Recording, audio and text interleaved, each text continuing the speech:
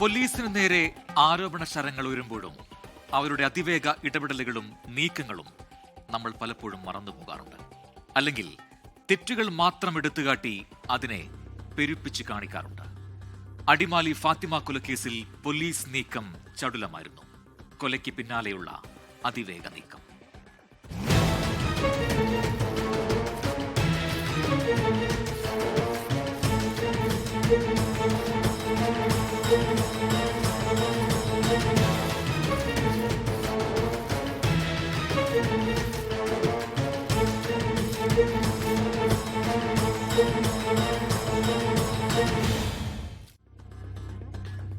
ശാന്തമായൊരു high range പട്ടണം.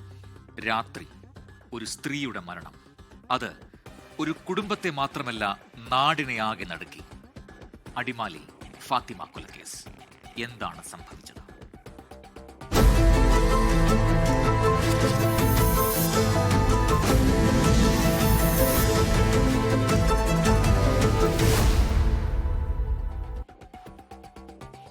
ഒരു സാധാരണ വൈകുന്നേരം. മകൻ പുറത്തേക്ക് പോകുന്നത് ഫാത്തിമ നോക്കി നിൽക്കുന്നു. അയൽപക്കത്തെ പരിചയമില്ലാത്ത ശബ്ദം ഒരുപക്ഷെ അപ്പോൾ ഫാത്തിമ ശ്രദ്ധിച്ചു കാണില്ല. പക്ഷേ ആ രണ്ടു പേർ, അവർ ഫാത്തിമയെ ശ്രദ്ധിക്കുന്നുണ്ടായിരുന്നു.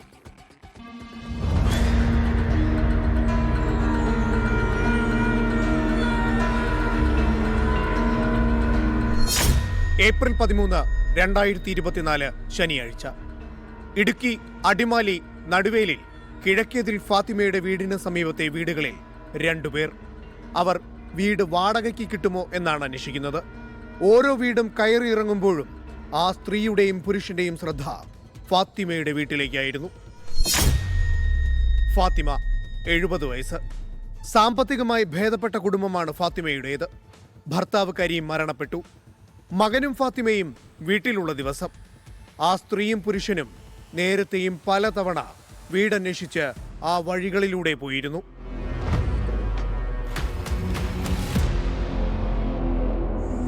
അയൽപക്കത്തെ വീടുകളിൽ പോയി സംസാരിച്ച് സമയം കളഞ്ഞു. പക്ഷേ ഇരുവരുടെയും ശ്രദ്ധ ഫാത്തിമയുടെ വീട്ടിലേക്ക്. അവർ എന്തിനാണ് ഫാത്തിമയുടെ വീട്ടിലേക്ക് നോക്കുന്നത്? എന്താണ് ലക്ഷ്യം? ആരാണവർ? അവർക്ക് വേണ്ടതെന്താണ്? അലക്സ്, 35 വയസ്സ്, MG നഗർ, കിളിക്കൊല്ലൂർ, കൊല്ലം.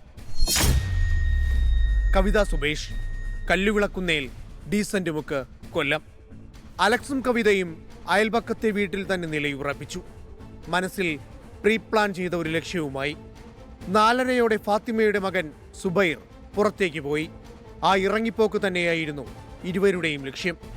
ഫാത്തിമയുടെ വീട് ലക്ഷ്യം വച്ച് നടന്നു. ഒരു സംശയത്തിനും ഇട നൽകാതെ ചിരിയിൽ പൊതിഞ്ഞ് രസകരമായി ഇരുവരും ഫാത്തിമയോട് സംസാരിച്ചു. കുടിക്കാൻ വെള്ളം ചോദിച്ചു. വെള്ളമെടുക്കാനായി ഫാത്തിമ അകത്തേക്ക് പോയി. ഫാത്തിമ അപ്പോഴും അറിയുന്നില്ല മരണം മുന്നിലുണ്ടെന്ന്.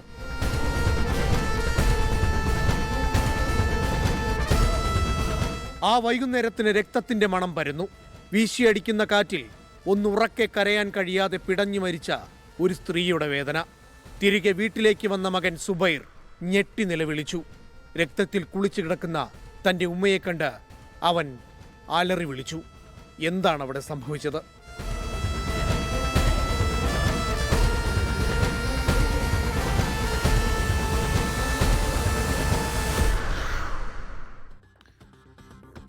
മകനാണ്. സ്വന്തം മാതാവ് രക്തത്തിൽ കുളിച്ചു കിടക്കുന്നു. എന്ത് ചെയ്യണം എന്നറിയാത്ത അവസ്ഥ.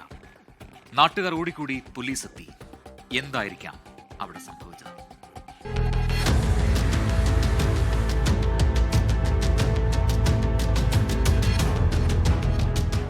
സുബൈറിന്റെ നിലവിളിയിലും ആ രക്തത്തിന്റെ ഗന്ധത്തിലും നാട്ടുകാർ ഫാത്തിമയുടെ വീട്ടിലേക്ക് ഓടിയെത്തി. കണ്ടവരെല്ലാവരും ഞെട്ടി. ചോരയിൽ കുളിച്ചു കിടക്കുന്ന ഫാത്തിമ. പോലീസ് പാഞ്ഞെത്തി. ആളുകളെ മാറ്റി. പോലീസ് നായ, വിരലടയാള വിദഗ്ധർ, സയന്റിഫിക് ഉദ്യോഗസ്ഥർ എന്നിവരുടെ സംഘവും സ്ഥലത്തെത്തി അന്വേഷണത്തിന് തുടക്കം കുറിച്ചു. പ്രാഥമിക അന്വേഷണത്തിൽ തന്നെ പോലീസിന് കാര്യം മനസ്സിലായി. കൊലയ്ക്ക് പിന്നിൽ മോഷണമാണ്. ഫാത്തിമ മരിച്ചു കിടക്കുന്നതിന് സമീപം മുളകുപൊടി വിതറിയിരിക്കുന്നു. ഫാത്തിമയുടെ ദേഹത്ത് സ്വർണ്ണാഭരണങ്ങളില്ല. ഫാത്തിമയെ കൊന്നത് കഴുത്തറുത്താണ്. ഇത്രയ്ക്ക് ക്രൂരമായി കൊലപാതകം ചെയ്ത് മോഷണം നടത്തിയതാരാണ്? ഒരാളാണോ? രണ്ടുപേരാണോ? അതോ ഒരു സംഘമാണോ? പോലീസ് അരയും തലയും മുറുക്കി ഇറങ്ങി.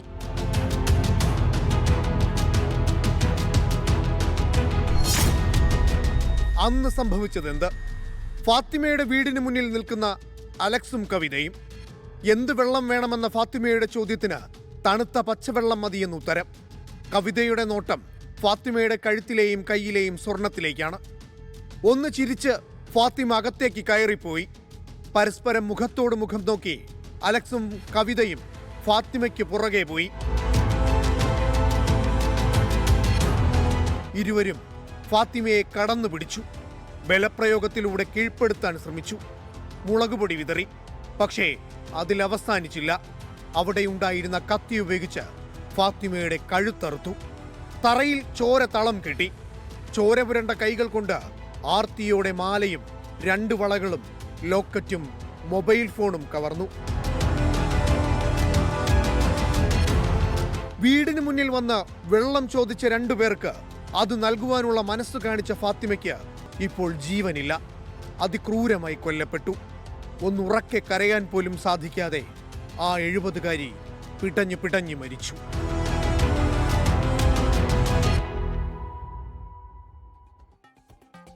അടിമാലി അവരെ നേരത്തെ കണ്ടിട്ടില്ല.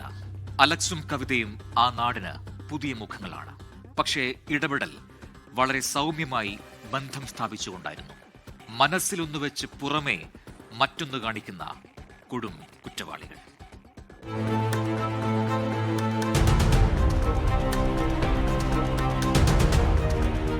പോലീസ് അന്വേഷണം ആരംഭിച്ചു. അപരിചിതരായ യുവാവും യുവതിയും വാടകയ്ക്ക് വീടന്വേഷിച്ച് കറങ്ങി നടക്കുന്നുണ്ടായിരുന്നുവെന്ന് നാട്ടുകാർ പോലീസിനോട് പറഞ്ഞു. CCTV ദൃശ്യങ്ങൾ പരിശോധിച്ചതിൽ ചില സൂചനകൾ പോലീസിന് ലഭിച്ചു. അന്വേഷണം സ്വർണ്ണപ്പണയ സ്ഥാപനങ്ങളിലേക്ക് നീണ്ടു. അതെ, നിർണായകമായത് സ്വകാര്യ പണമിടപാട് സ്ഥാപനം നൽകിയ വിവരങ്ങളാണ്. സ്വർണ്ണപ്പണയം വയ്ക്കാൻ അലക്സും കവിതയും അവിടെ എത്തിയെന്ന് CCTV ദൃശ്യങ്ങളിൽ വ്യക്തം. പോലീസ് സ്ഥാപനത്തിലെ രേഖകൾ പരിശോധിച്ചു.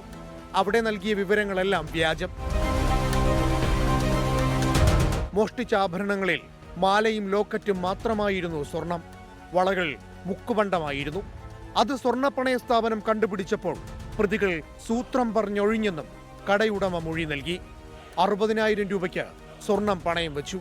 കയ്യിൽ ഭക്ഷണം കഴിക്കാൻ പോലും പണമില്ലാതെയാണ് അടിമാലി ടൗണിൽ തന്നെ സ്വർണം പണയം വയ്ക്കാൻ പ്രതികൾ തീരുമാനിച്ചതെന്നും പോലീസിന് മനസ്സിലായി. പണമിടപാട് സമയം OTP വരില്ലേ എന്ന പോലീസിന്റെ ചോദ്യത്തിൽ ഇടപാടുകാരൻ ആ നമ്പർ പോലീസിന് നൽകി. അത് കവിത നൽകിയ ഫോൺ നമ്പറായിരുന്നു. സൈബർ സെല്ലിലെത്തിയ ആ നമ്പർ പ്രതികൾക്ക് വിനയായി. മോഷ്ടിച്ച മൊബൈൽ ഫോണിലെ സിഗ്നലിലൂടെ പോലീസ് യാത്ര ചെയ്തു. ദൈവത്തിന്റെ കരങ്ങളെന്ന പോലെ പ്രതികൾ മോഷ്ടിച്ച ഫോൺ അപ്പോഴും സ്വിച്ച് ഓഫ് ചെയ്തിരുന്നില്ല.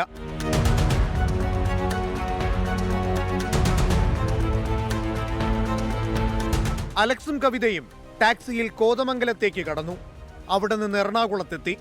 കൊലപാതകം നടന്ന് അരമണിക്കൂറിനുള്ളിൽ പോലീസ് തങ്ങളുടെ ചിത്രം പുറത്തുവിട്ടുവെന്ന് മനസ്സിലാക്കിയ അലക്സും കവിതയും ഭയന്നു. എറണാകുളത്ത് നിന്ന് തൃശൂരിലെത്തിയ പ്രതികൾ ഒരു ബാർബർ ഷോപ്പിൽ കയറി. മുടിവെട്ടി രൂപവ്യത്യാസം വരുത്തി. എന്ത് രൂപവ്യത്യാസം വരുത്തിയാലും കേരള പോലീസ് പുറകെയെത്തും. പോലീസ് ആ യാത്രയ്ക്ക് വേഗം കൂട്ടി. അന്വേഷണ ഉദ്യോഗസ്ഥർ അലക്സിനും കവിതയ്ക്കും അടുത്തേക്കുള്ള യാത്രയിൽ അവർ ആരെന്ന് അന്വേഷിച്ചു. ആരാണവർ?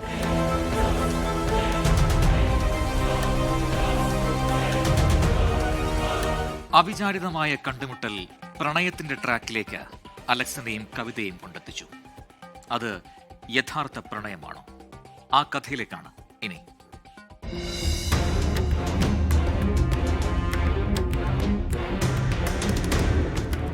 കൊല്ലത്തെ ESI ആശുപത്രി. അവിടുത്തെ താൽക്കാലിക ഡ്രൈവറായിരുന്നു അലക്സ്. അവിടെ ചികിത്സയ്ക്കെത്തിയതാണ് കവിത. കവിതയെ കണ്ടതും അലക്സ് ഞെട്ടി. തന്റെ പഴയ സഹപാഠിയാണ്. ആ പരിചയം അവിടെ വെച്ച് പുതുക്കി. ഭർത്താവുമായി അകന്നു ജീവിക്കുന്ന കവിത തന്റെ കഥകൾ അലക്സിനോട് പറഞ്ഞു. ആ ഫോൺ കോളുകളും കൂടിക്കാഴ്ചകളും ഇരുവരും തമ്മിലുള്ള പ്രണയത്തിലേക്കെത്തി. ഇരുവരും തമിഴ്നാട്ടിലേക്ക് പോയി. അവിടെ താമസിച്ചു. ആ ബന്ധം പുതുജീവിതം ആരംഭിക്കുന്ന മനോഹര പ്രണയത്തിലേക്കും ദാമ്പത്യ ജീവിതത്തിലേക്കുമല്ല വഴിതിരിച്ചത്. മറിച്ച് അലക്സും കവിതയും പോക്സോ കേസിൽ അറസ്റ്റിലായി ജയിലിൽ ഒരുമിച്ച് ശിക്ഷ അനുഭവിച്ചു.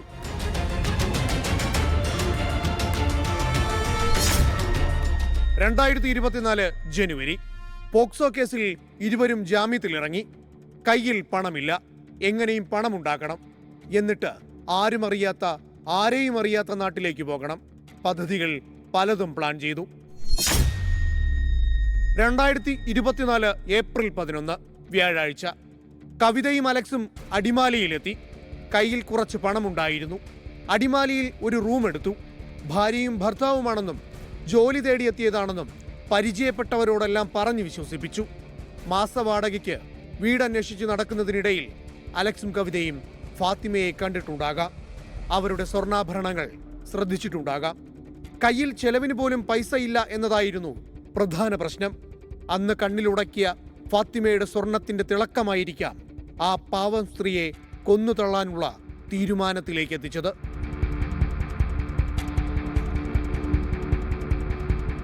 പോലീസ് ജീപ്പിന് വേഗം കൂടി.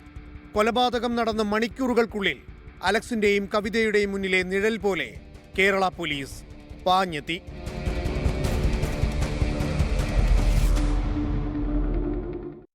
രൂപവും ഭാവവും മാറാം, പക്ഷേ കേരള പോലീസ് പ്രതികൾക്ക് പിന്നാലെ തന്നെ ഉണ്ടായിരുന്നു. എല്ലാ തുമ്പും തുരുമ്പും കയ്യിലെടുത്ത് പാലക്കാടൻ മണ്ണിലേക്ക് പോലീസ് പാഞ്ഞു.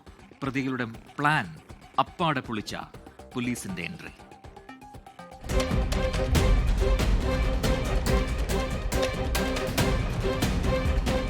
രൂപം മാറ്റി രക്ഷപ്പെടാമെന്നാണ് കവിതയും അലക്സും കരുതിയത്. കയ്യിൽ പണമുണ്ട്. നേരത്തെ തമിഴ്നാട്ടിലായിരുന്നതുകൊണ്ട് അങ്ങോട്ടേക്ക് തന്നെ പോകാമെന്ന് മനസ്സിലുണ്ടായിരുന്നിരിക്കാം. തൃശൂരിൽ നിന്ന് പ്രതികൾ പാലക്കാട് വരെ എത്തി. പക്ഷേ ബോർഡർ കടക്കും മുന്നേ പോലീസ് ഇരുവരെയും വളഞ്ഞു. ഫാത്തിമയെ കൊലപ്പെടുത്തി 20 മണിക്കൂറിനുള്ളിൽ കവിതയെയും അലക്സിനെയും പോലീസ് അറസ്റ്റ് ചെയ്തു. പ്രതികൾക്ക് നേരെയുള്ള പോലീസിന്റെ ചേസ് കിറുകൃത്യം.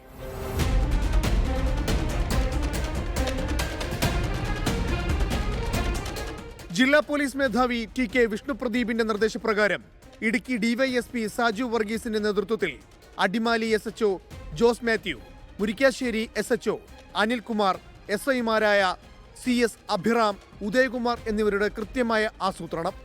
അതിൽ പ്രതികൾ വലയിലായി. അന്വേഷണ സംഘത്തെ പാലക്കാട് ASP അശ്വതി ജിജിയും സഹായിച്ചു. തെളിവെടുപ്പിനിടെ കോതമംഗലം പോലീസ് സ്റ്റേഷന് സമീപം കാരൂർ തോട്ടിൽ നിന്ന് കൊലയ്ക്കുപയോഗിച്ച കത്തി കണ്ടെത്തി.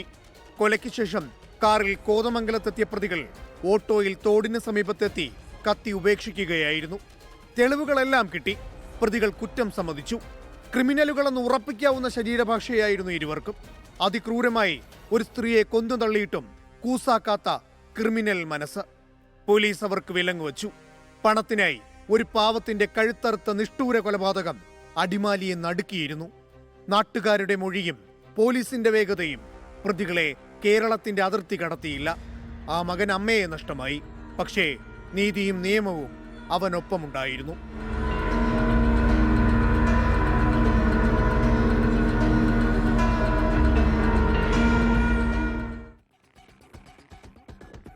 വയസ്സായിരുന്നു ഫാത്തിമയ്ക്ക്.